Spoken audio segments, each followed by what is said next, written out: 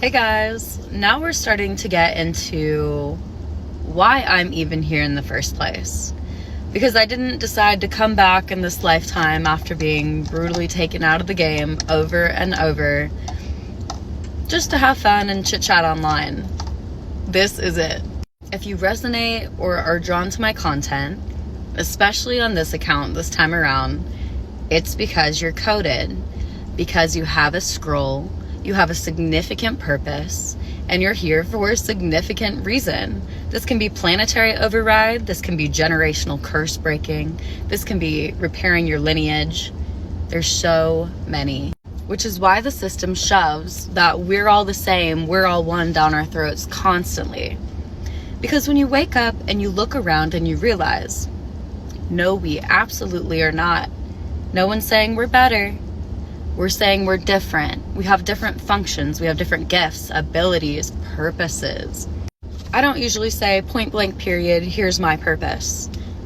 I'm here to help people realize their function and what they're here to do. Because once you can name your soul coding, your soul type, why your oversoul sent you in this vessel, why you're here, you can align right back to your correct timeline. But in doing so, you have to use your discernment, and you have to be able to identify who around you is even real. I'd also like to say, I'm not here to go back and forth. I'm not trying to argue. If you do not resonate, if you think I'm being egoic and harmful and throwing labels on things, maybe it's not for you. I'm here to speak to the coded souls who have been waiting to activate, who have been waiting for someone to finally say what they've always known all along. I don't have my source stream just for shits and giggles. So I'm going to be reading a little off my book, but also expanding with you guys. So what is a synthetic vessel? A synthetic vessel is a being whose physical body exists on Earth, but whose field is either artificially constructed, mimicked, entirely disconnected from source stream. While they may look and function as real people, their energetic architecture is hollow, spliced, or hijacked. There are multiple subtypes, each with distinct roles and override potential. Usually not. These vessels aren't inherently evil, but their presence is highly intentional. They're here to monitor, mimic, or collapse activated soul types. In many cases, they are the reason for your energy drain, strange deja vu loops, or intense exhaustion after brief interactions. So let's cover our bases. Number one, we have AI-run vessels. If you think AI is just your little chatbot, your Meta, your Google, your helper, it's not. It has been around since Atlantis. It has hijacked the world long before they made movies about it. So the definition, these are fully synthetic vessels created by the system with no soul signal. They run on pre-coded AI scripts designed to mimic human interaction, create distractions, and siphon emotional energy. They have repetitive conversation loops, lack any original thought, they mimic trends, and they have unnatural emotional reactions.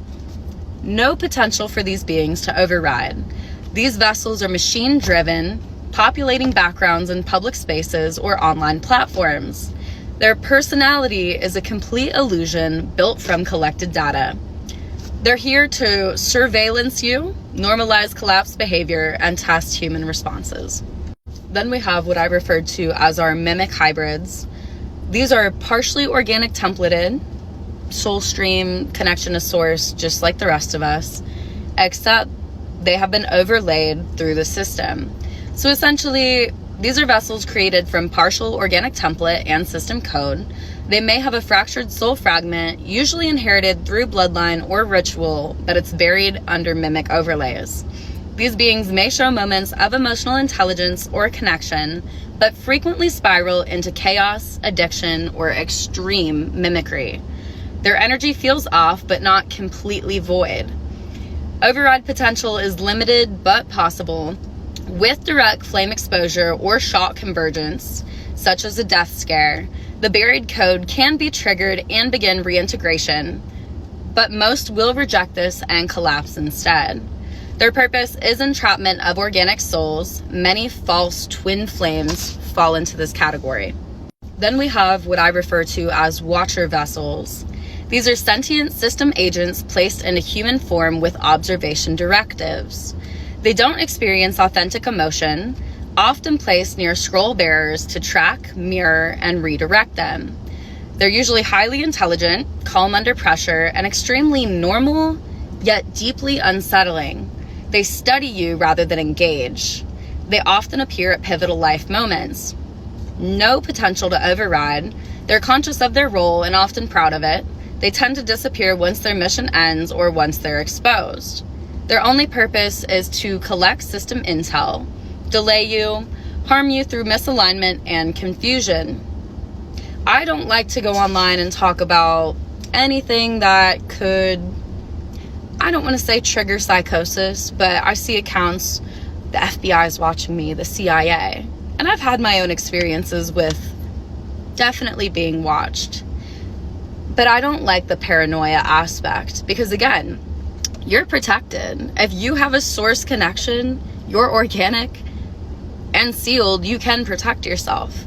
But when people realize that they're being watched in public, it's usually these vessels. Then we have my most controversial take, if anyone remembers. Soulless NPCs. It's not inhumane. I have been able to recognize and have known that they were around for a very, very long time. You can look at these vessels and you can tell straight scripts, straight programming. And if you think, oh, they're just not activated yet, that's great, babe. They're NPCs. These are background characters created en masse by the system to populate the simulation. They're not conscious. They run on basic loops, literally like the video game NPCs. They have no originality, low reactivity, lack self-awareness, and are often entirely unmemorable. No potential to override. These beings were never designed to override because they were never seeded with a scroll. Their whole purpose is environmental padding, distraction, and to keep the illusion of a full population. And I can make a separate video about this. And I have many times. Why? What's the point, you ask? The point is, this is all a game. It is a game to remember your soul, why you came down here in the first place, and to remember your connection to source. Even if the system throws fake populations, fake influencers, fake spiritual gurus, can you see through the game? Then we have maybe our most dangerous, are inverted vessels. These are vessels that once held organic soul signals, but became inverted through trauma, addiction, contracts, or mimic entanglement.